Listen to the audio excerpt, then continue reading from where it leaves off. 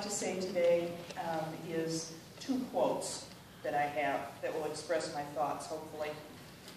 In the fall of 1976 at McCoy Memorial Baptist Church in Elkhart, Indiana, we were commissioned to go to Belgium with Greater Europe Mission. I'm sure I could have told, and probably did tell the people there, at least 20 things that I would be doing in Belgium. Now, having never been to Belgium, or at that point out of the United States, it was probably just a shade presumptuous of me. These many years later, I have learned one thing. And there's just one thing I hope to do in Texas. Oswald Chambers, a saint of another century, said it this way, and I quote, "The aim of a missionary is to do God's will. Not to be useful, not to win the heathen." Now, he is useful, and he does win the heathen, but that's not his aim. His aim is to do the will of the Lord. And that's the one thing I go to Texas to do, is to do the will of my Lord. The second quote that I have was from the sermon from June 12th, 2011. I still have the bulletin, and thank you, Lord York Print Shop, for printing on good paper, so I still have this. A little worse for the wear, but it's still here. It was a sermon on God's glory. And the quote, and I don't think this was original with him, I don't know where he got it. I may need that. It was, "To glorify God is to make evident for all to see that God is my greatest treasure, supremely valued over all else." That was the quote. To make it personal to me today, to glorify God is to make evident for all to see that God is my greatest treasure, supremely valued above children, grandchildren, family, a comfortable church home, friends, and lovely surroundings. And it's way easier to say those things, and it's more difficult to do them. Doing them is not always easy, but it's always right. And that's why we're going to Texas. And I just want to close with the things that I'm saying are personal for me as a missionary, but they aren't just for missionaries. We should strive to make evident for all to see that God is our greatest treasure. And we should do God's will, whatever that is and wherever it takes us.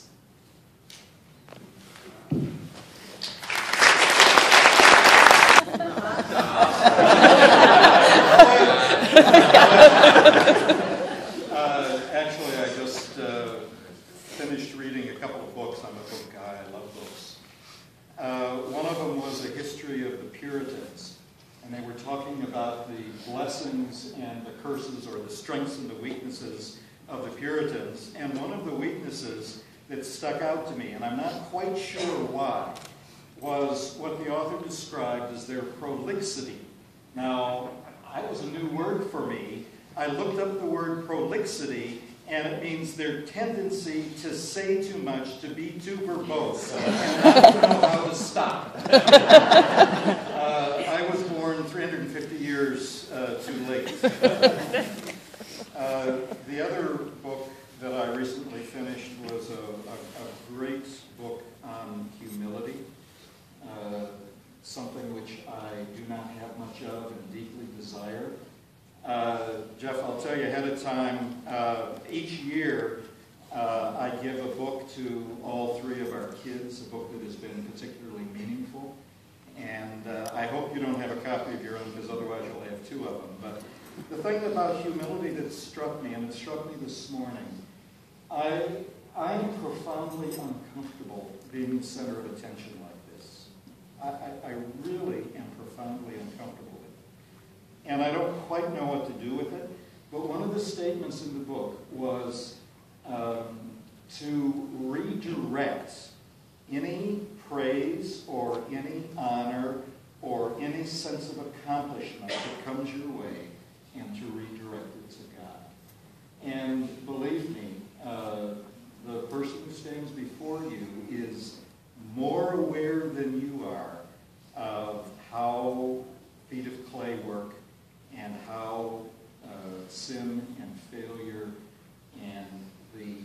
sinfulness of our heart that, Jeff, you so powerfully talked about, how that operates. And if there's 1/100th of the wonderful things that were said is true, then that is a millionfold testimony to God in His grace. I had one verse that I wanted to share with you, and Jeff already shared it, and it was from Acts 20, and it was where Paul, in parting from the Ephesians, said, "I count my life as worthy of nothing, but for the sake of the glory of the gospel." You know, we didn't choose to leave Riverside. We have been cast forth. This was not our plan. This was not our intention. This is what God has so clearly said. When we left the States in 1976, we had a sense of God's will. It was nothing in comparison to the conviction that we cannot not go. And the excitement and joy of being compelled by God. That is a good thing, my friends, to be compelled by God. And mostly what I want to say, and I've probably said it before, is that God's good purposes for us are not at conflict with God's good purposes for any other person or part of God's kingdom. In the economy of God, there is no shortage. And what is good for one is good for another. And our goal is not our good. Our goal is not ultimately even your good. Our goal is not for the good of the nations. Our goal is that God would be seen as glorious and beautiful and treasurable and lovely and the center of our attentions, the center of our affections, the center of what we talk about, the central focus of our lives. And what I'd like to leave with you is just my prayer for you is a desire that God would be at the very core, and that His glory and the loveliness and the beauty of His person and the joy and delight of the privilege we have in some small way to glorify Him would be what motivates you and drives you and gives you perseverance through the difficulties, gives you direction as you make choices, and whether that's to deal with the issues in your personal life, the selection of the next lead pastor, or whatever it is. Our desire is that God would be seen as great, that He would fill our talk, He would fill our thinking, and by His grace, He would be reflected in our lives.